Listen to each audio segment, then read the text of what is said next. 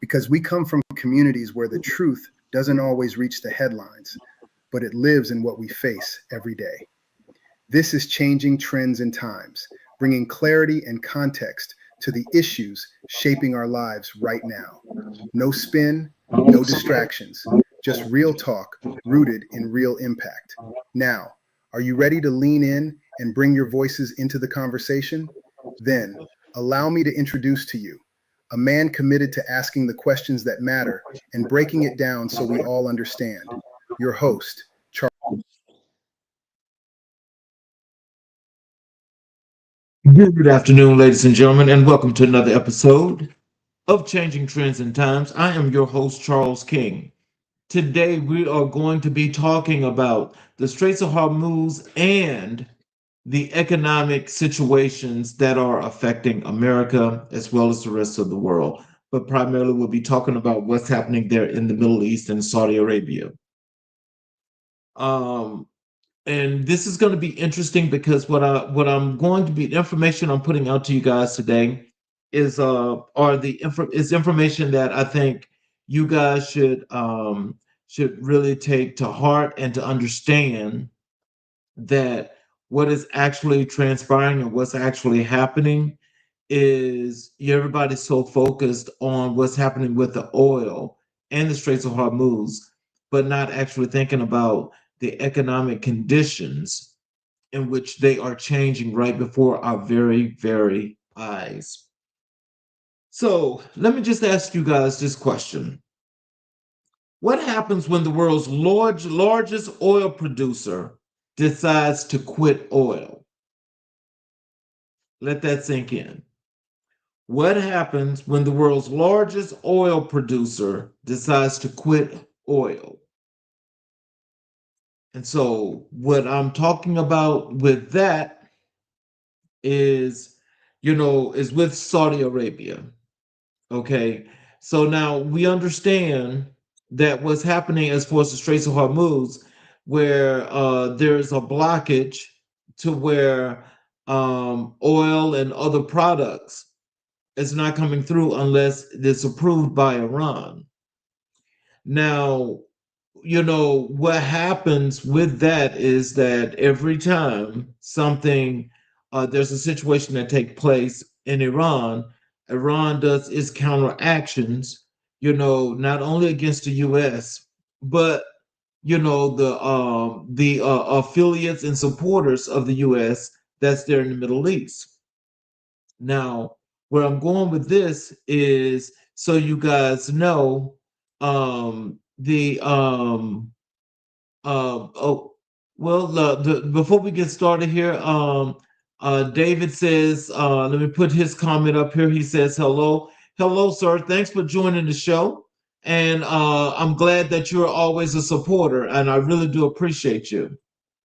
So what I want you guys to know is that let's just start with Saudi Arabia.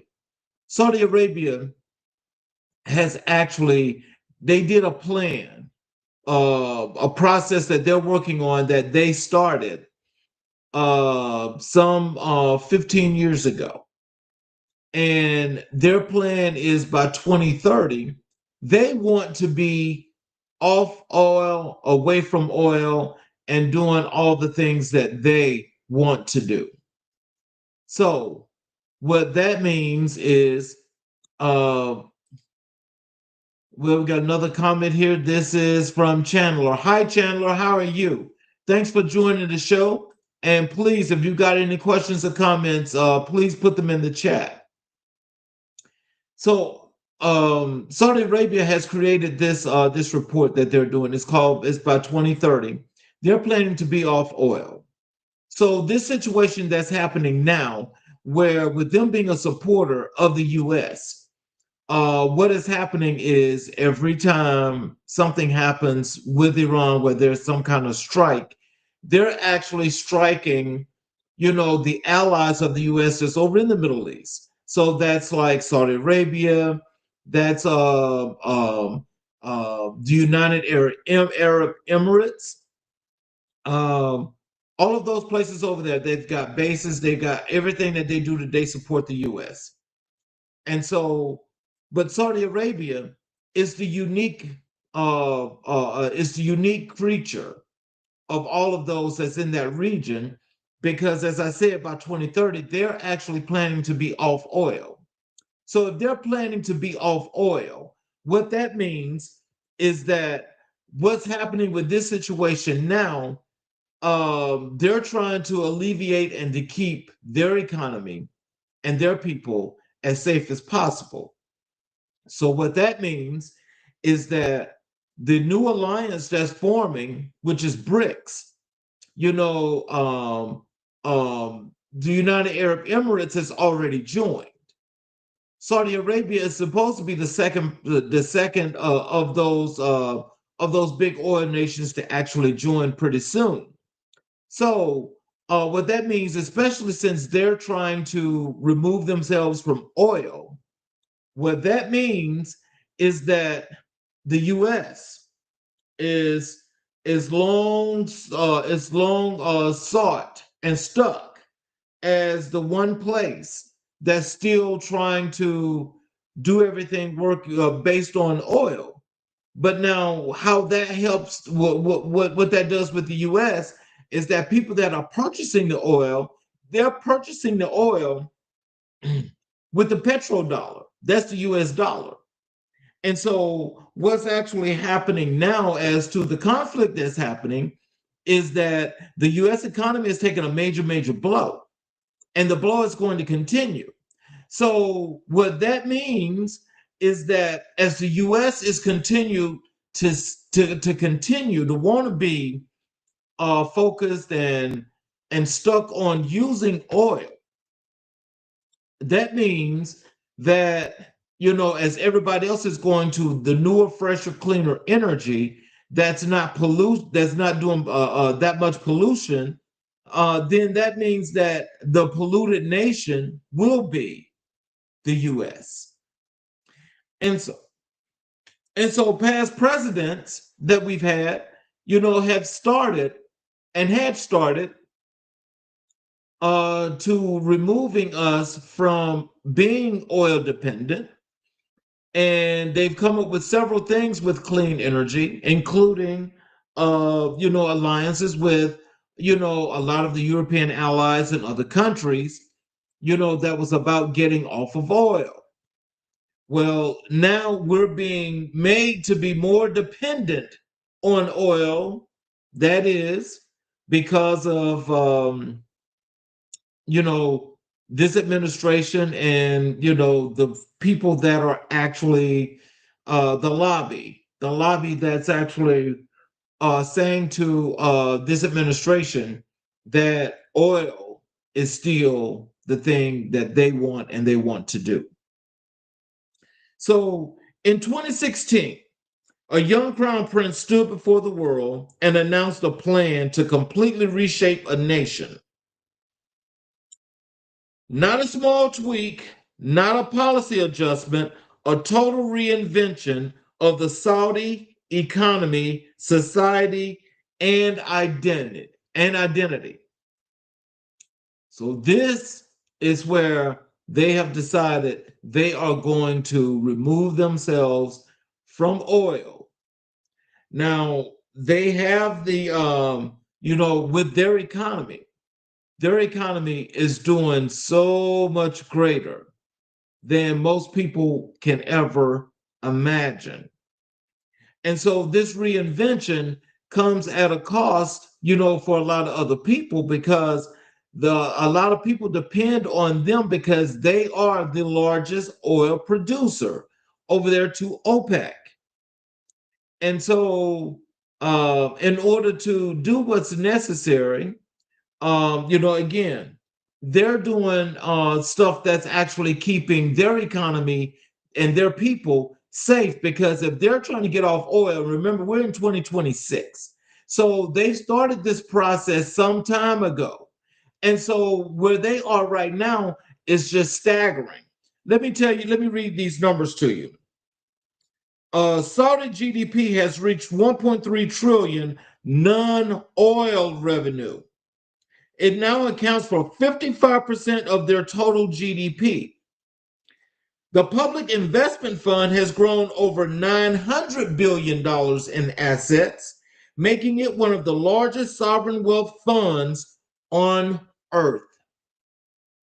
Now, again, as I was saying to you, for people that know that the conflict that's over in the Middle East and their people are focusing on the Straits of Hormuz and the oil, Saudi Arabia is removing themselves from oil.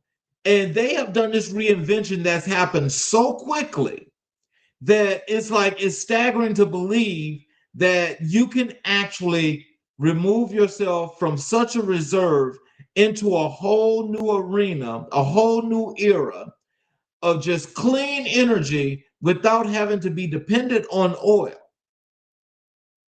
Now,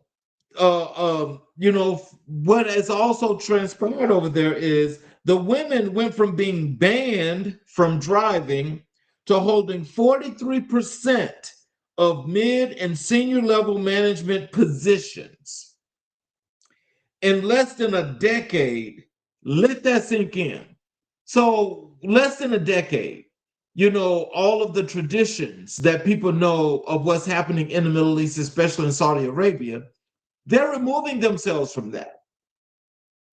They're removing themselves from that. And therefore, if they're getting out of the oil game, America is not going to be able to benefit from oil from Saudi Arabia because with them going away from that. This is where the problem comes in with BRICS, because with Iran now holding more than 45% of the oil reserves in the world, is only going to get larger, which means BRICS itself is going to establish itself as the new alliance that's going to control what happens now in the world economy. So this means that the dollar is totally about to collapse. And this is what we here in America, we need to start planning for what's about to happen, because this is a serious, serious situation. Over in Saudi Arabia, they are building cities in the desert. They're hosting the FIFA World Cup, launching entertainment mega projects the world has never seen before, and they're doing all of this in a 10-year timeline. In a 10-year timeline. Now, I want you to imagine if you could do this in a 10-year time frame, what is that really going to look like? What would it really be? Now, you're talking about technology. They're using technology at grades that are so much faster than what's happening here in the US that everybody's already hopping on the new train and the train has already left the station.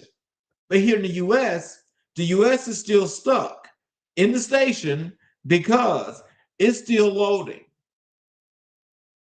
It's still loading. And it's loading because leadership here in this country has been at its worst. I mean, at its all-time worst. And this is something that we, the people, need to understand, because now it's time to take hold and remember, we've got to prepare for what's to be, because the US dollar is not going to stand for long, and the economy is definitely not going to stand for long. So today on Changing Trends and Times, we're going to break down every dimension of Saudi Arabia's vision for 2030. That's the triumphs, the controversies, the risk, and the question the whole world is watching. Can they actually pull this off? Because it appears that they can, and they are doing it. They're doing it right before our very eyes in real time. They are transitioning from oil, the very thing that America is over there. I don't know why they're putting such a focus on that, but the thing is, Well, I should say I do know why, because everything is about that petrodollar at this point. But that's not something that's going to be long standing. So let's talk about the genesis here. This vision for 2030 and Saudi Arabia. To understand Vision 2030, you have to understand the crises that made it necessary. In mid 2014, oil prices began at a catastrophic collapse, falling from $100 a barrel to $30 early in 2016. Most of you all should remember that. And when that happened, their economy took a real serious hit.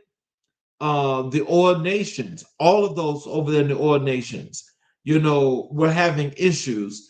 And OPEC, was trying to do things necessary in order to get production back to where it was, getting this out around the world to make sure that the reserves were where they were supposed to be, but the production could get even better than where it was.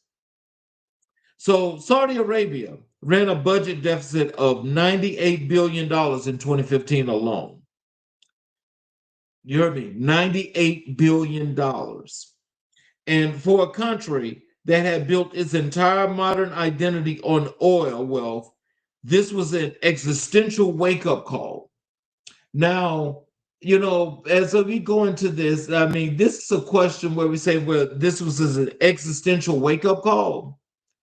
How is it that this nation, that is the Saudi nation, can realize the issue and the place that they were in, that they're able to pivot and totally make a transition?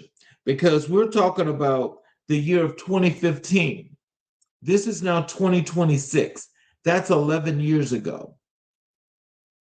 And look at what their economy is today. But here in America, there is no pivot because there's so much greed. And the greed is sucking every bit of life out of earth. That's through the ground from the minerals and everything else. So what's left, hopefully we'll be able to withstand. But again, this is something that we have to be thinking about. And now, especially for those of you that are on playing or a part of the global economy, these are some things that you guys should really get to know and understand. Because when we're talking about the global economy, we're talking about the whole entire world. And with Saudi Arabia being a part of oil nation, and how they are able to fuel their economy the way it has gotten to, that now they want to get out the oil game, but America is still in the oil game. We've got some issues there because the petrodollar is not that valuable. It is not that valuable. And so remember, as I said earlier, with them going over to join BRICS, that in itself, again, is going to put hurt and more hurt on the U.S. economy. So, oil had accounted for roughly 87% of the Saudi government revenue. Every hospital, every school, every road was paid for by one commodity. That is not a strategy, that is a vulnerability. Because as you guys may have heard this cliche, a lot of us have. You put all your eggs in one basket. When you put all your eggs in one basket, that means that you've got to protect that basket, because if that basket falls, you hope that none of your eggs break. But if you have an egg or two that's broken, now you've got to find a way to put those two back. But just think about what they are doing and what they have done. They have been able to take their entire economy and flipped it. I mean, flipped it into a value that's unheard of, unseen, and something that you just would not believe could ever happen. So if you know me, I'm asking a question which I would love to ask our top officials, which I'm sure that most of the people here in the country want to ask top officials. Why are we still so reliant on oil? Why are we still so oil dependent and everything is going natural, which means it's going cleaner? And so, with everything going solar panels and things of that nature, here in America, America is now trying to adjust its system to be something of a hybrid. And the hybrid system can work to some extent, but that's not going to be fully operational because when you think about it, how many people can honestly say, well, we know in some houses, when you buy your house, some houses have both what they call, when it comes to your cooking with your oil, that, you have the gas and you also have the electric. That's all in one appliance. That's like being a hybrid. And so if one don't work, the other will. But when you think about that, how is that going to contribute majorly towards the economy and towards the people to get the people prepared for what's going to happen in the future? Because that reserve and that oil is not going to last forever. It's not. It's not. So on April 25th, 2016, Crown Prince Mohammed bin Salman, then just 30 years old, unveiled Vision 2030 to the world. It was the most ambitious national transformation plan any petrostate had ever announced. Again, on April 25th, 2016, Crown Prince Mohammed bin Salman, then just 30 years old, unveiled Vision 2030 to the world. It was the most ambitious national transformation plan any petrostate had ever announced. Now we go back, and again we think about this. This plan was put in place in 2016. We're now in 2026. That's 10 years ago. The plan was structured in 2015. They enacted it in 2016, and they have been able to transition and transform over this 10, 11-year period. There's been nothing but prosperity. Nothing but prosperity.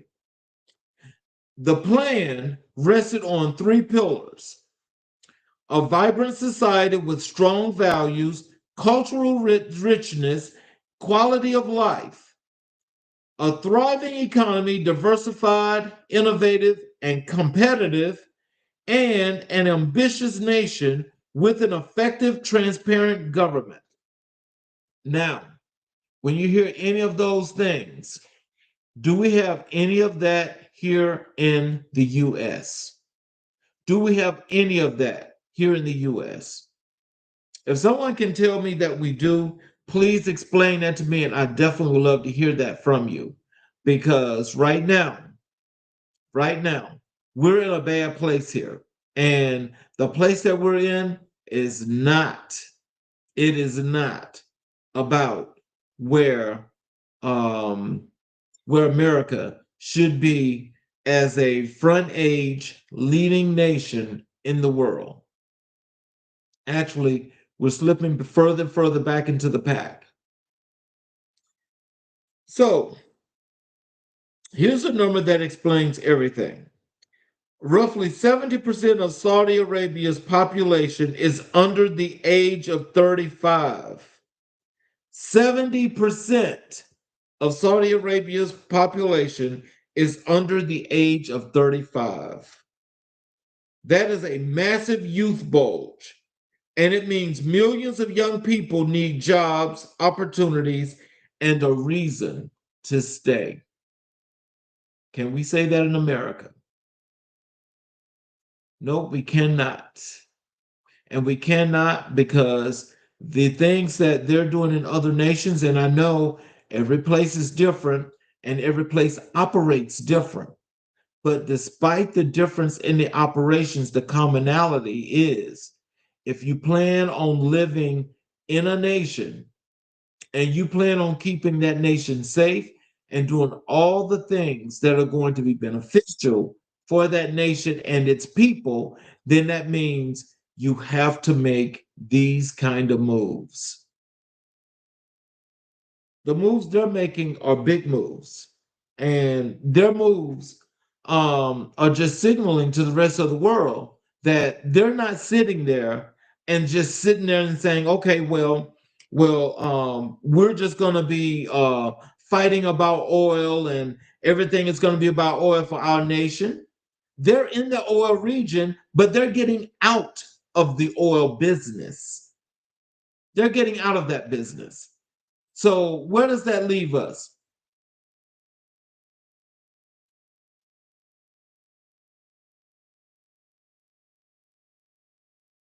So um, so as we talk about the old social contract, the old social contract was simple. The government provides subsidized everything, and citizens stay quiet. But with oil revenues shrinking and a young population growing, that contract was no longer sustainable. So we're talking about a nation that's done everything in the world to help to keep its people not only safe, but keep its people where they need to be and have them doing the things that they need to do because they believe in them, they believe in their nation, and they believe that they need to keep everything in their nation as clean, as clear, and as positive as they could possibly keep it.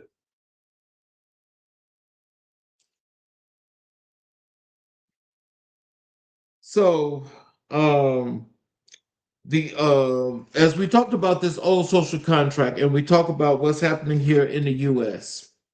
Here in the U.S., we've got to get better with the things that we're doing. And so the things that we're doing, we're still kind of like running behind. There's a few things that are showing some improvements that could be better. But I still want to make sure that I let you guys understand that the conflict that's happening in the Middle East and all this talk about the Straits of Hormuz. I want you guys to know that a lot of those nations are trying to push away from oil reserves, especially Saudi Arabia, which is the largest producer over there in the Middle East. Saudi Arabia has tried to diversify before. In the 1970s, in the 1990s, after 2008 financial crisis, each time the plans fizzled when oil prices recovered, the urgency simply disappeared. Now, the difference between there and now is that in those times, with them being so oil dependent, that, it's like they were doing this based on the profits from the oil. Now they're looking at it with a brand new model that is just coming to place. And so this new model, you know, is going to protect its people, make sure that they don't have to worry about any environmental issues as best as possible. And, they're like building a nation that's going to be there, that's going to withstand the test of time. So, what made Vision 2030 different? There's three things. First, they centralized authority under one decisive leader. Second, a willingness to make political painful reforms. And third, a massive financial war chest to fund the transition. Now, these are things that that again, it helps to make a nation and keep a nation where it should be, but also it's about that protection that matters to each and every individual. And so their allies that they have, of course, they're all thinking and moving in that same line where they're going to do what's necessary to keep the people and their countries about as safe as possible. So the crown prince did something no Saudi leader had done before. He introduced a value added tax. He cut energy subsidies. He opened the country to tourism and entertainment. These were not small adjustments, these were cultural earthquakes. And so, what that meant is that the beautification of that country and those areas that they have within that country, they decided they would capitalize off those and show people what paradise looks like. Yeah, show you what paradise looks like.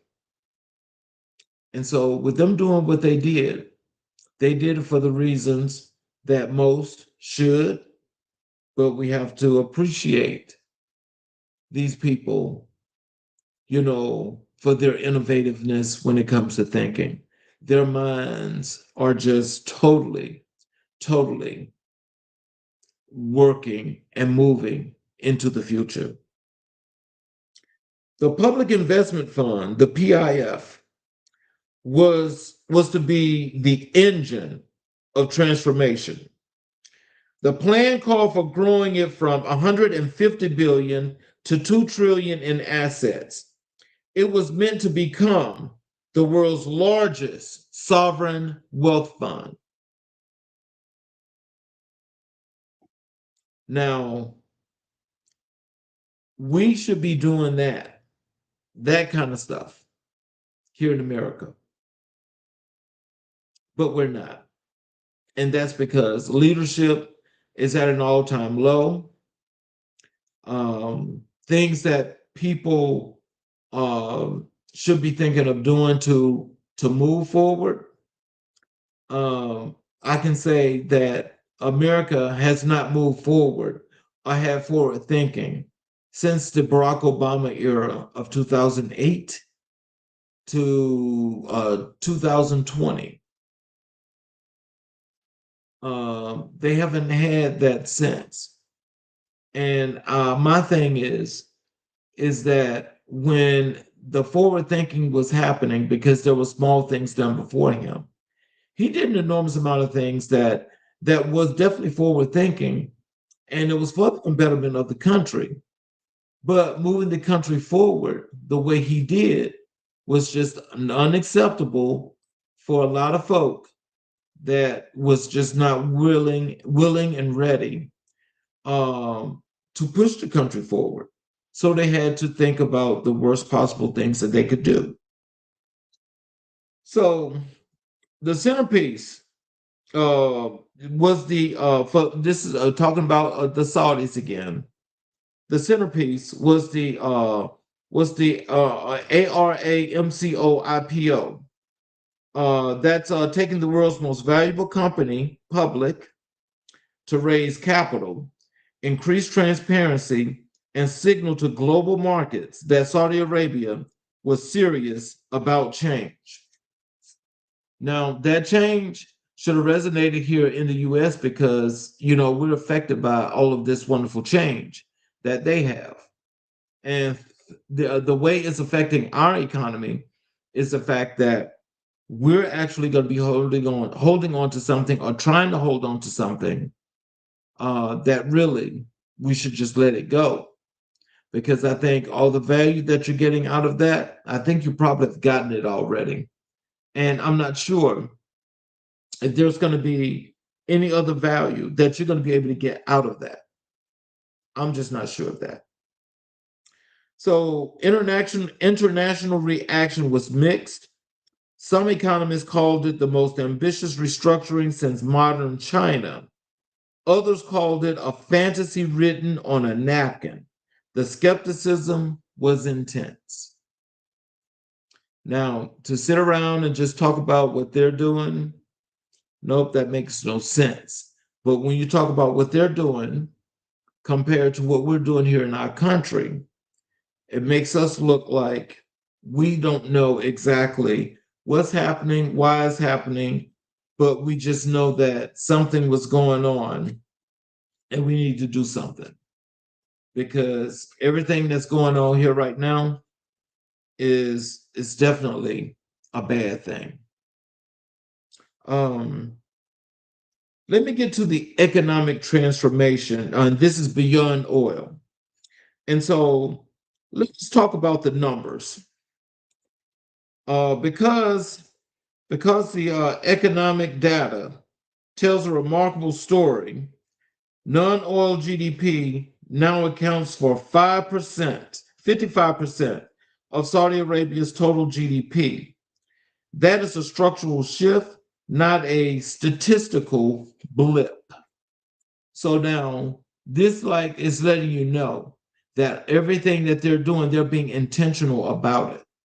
And it's the intention that's doing everything that it should do to make people know that we're not caring about what you're talking about with the Straits of Hormuz.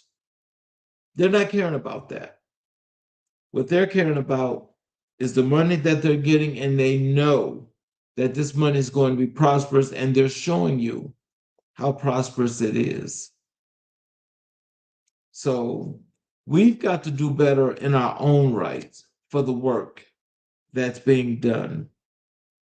And so let me just give you some of these other points here. Um, let's go to the social revolution, and let's talk about women, youth, and their cultural shifts. Okay. Because again, this is something that they're shifting from their traditions.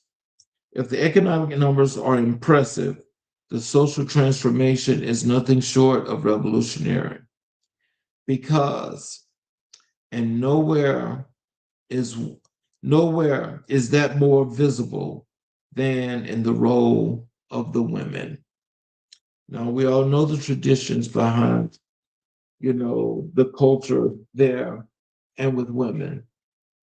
The women are making a serious, serious impact. Serious impact. We had that situation here in the US with women being innovative, creative, and doing all the things that they should do. But what has happened is we're reverting back from that. And that's actually causing us a problem here in America. So, what I do want you guys to do is I have the reports and I have all of this documented, all real, all factual.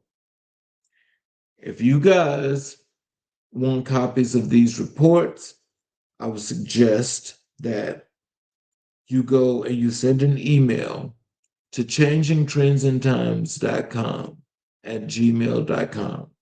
Subject line, Saudi Arabia reports, and I will send them to you. Again, go and send an email to Changing Trends and Times if you want these reports. And in the subject line, put Saudi Arabia. And I will tell you, these reports are mind blowing. So, as we do that, I want to tell you, I want to thank you guys for being here, being a part of the show. I want to thank you for your questions and comments. But I also want you guys to do one thing for me.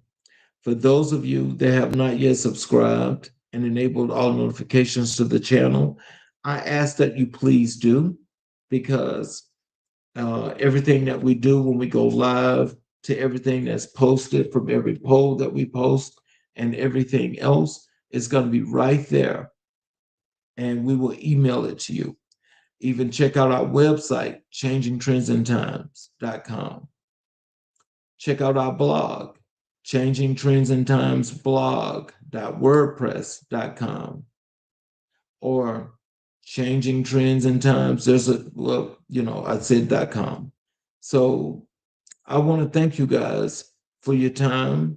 I want to thank you for being here. I appreciate the support of each and every last one of you. And we will see you next Saturday for another episode of Changing Trends and Times. I'm your host, Charles King.